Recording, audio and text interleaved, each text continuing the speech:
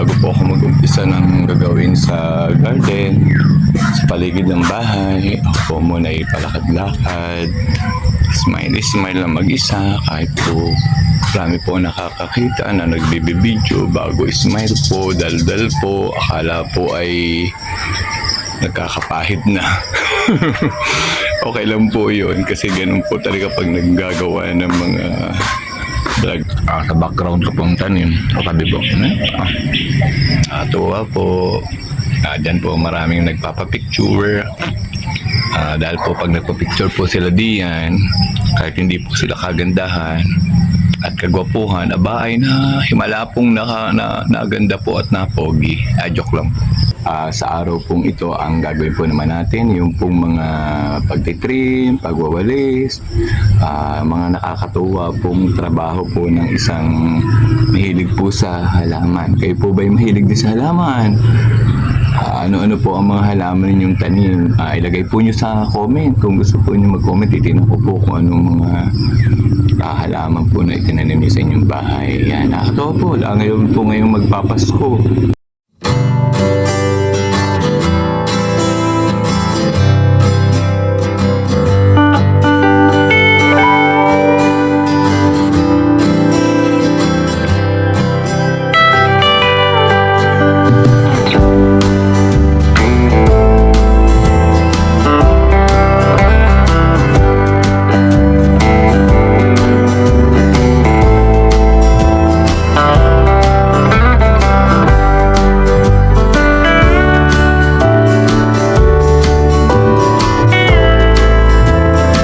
Aking tanim na talong, binawasan ko rin po siya ng mga dahon at mga sanga. Tinirim ko po siya dahil alam ko po na pag tinirim po ang talong, mas lalo po siyang nagiging maganda at nagiging sariwang-sariwa po ang mga dahon at mas dumadami pa po lalo ang kanilang mga bunga. Kakatuwa po siya dahil nung matrim ko, ang linis na po niyang tingnan. Ang dami po niyang bulaklak, ang dami rin po niyang bunga. Isa po yan sa variety ng talong na nakatanim. Ito pa po ang isa, ito po ang tinatawag na araw-araw na tinirim ko din po ang sanga at mga dahon. Kaya kaaliwalas na po niyong tingnan. Mas lalo po siyang naganda pag hindi po ganun kadami ang kanyang mga dahon kasi minsan mas malalaki pa po ang dahon kaysa sa bunga. Kaya ayan, nung matrim po, mas lalo po siyang tumingkad po ang ganda. Sa tabi po niyang mga araw-araw na yan, may mga halaman pa rin po ako o may mga gulay pa rin po akong nakatanim. Makikita po natin na bukod po sa talong, may tanim po akong kamatis. Yan, may tanim po. Yan po, marami rin pong bunga. Binawasan ko din po ang kanilang mga dahon. Medyo marami na rin po ako na-harvest dyan. Meron din pong sili. Yan, nakapanguha na rin po ng sili. At babago pong nabuhay na kalabasa. Ay dumaan pong magtitinapay. Bumili po muna ako pansamantala.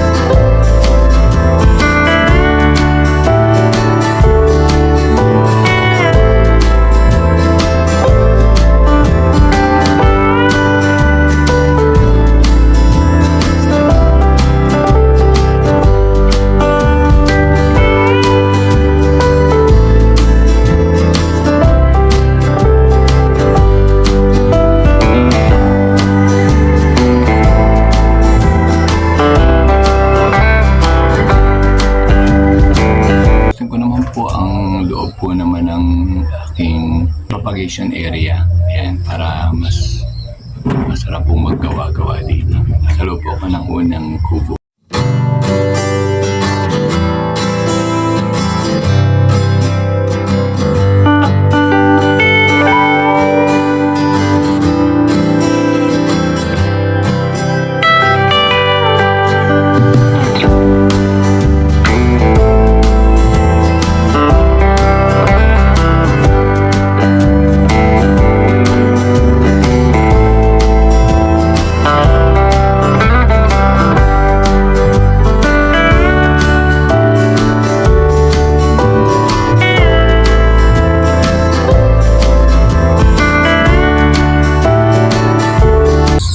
Naupo muna po sa aking mini pool at napagod na po ng pagwawalis at pagpipring.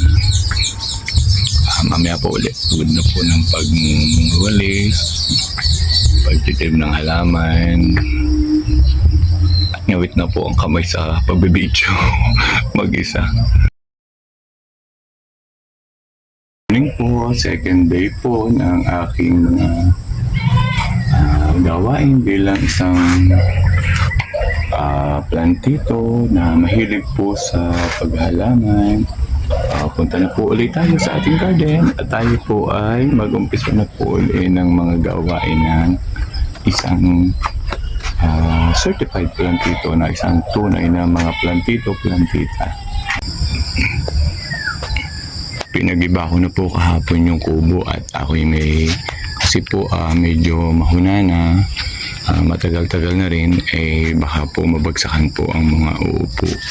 At saka medyo butas na po ang bubong kaya bala ko pong gawa naman ng ibang emote po yung areang iyon. Papakita ko na lang po. Yun po, nasa dulo po yung area po ng ginibang bubong. Ayusin ko po muna ang giniba pong bubong at saka yung pong area para po mas malinis.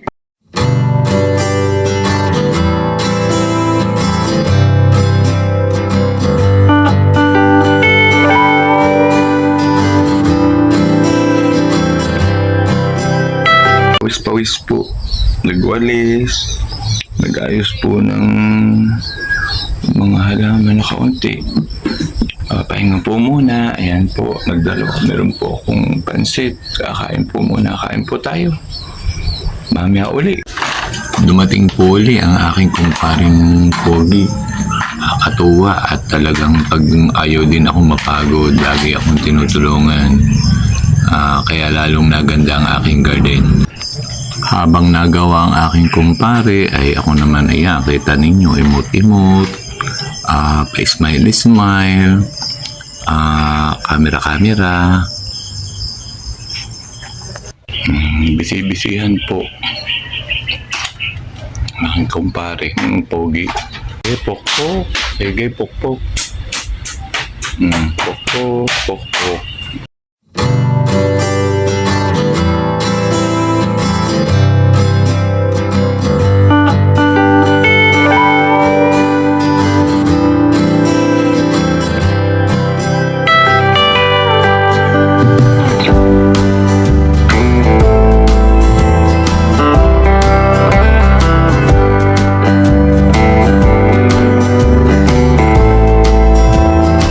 Pong sinunog na yung yung mga kukulamber kasi puno na po ng ng aanayin na po.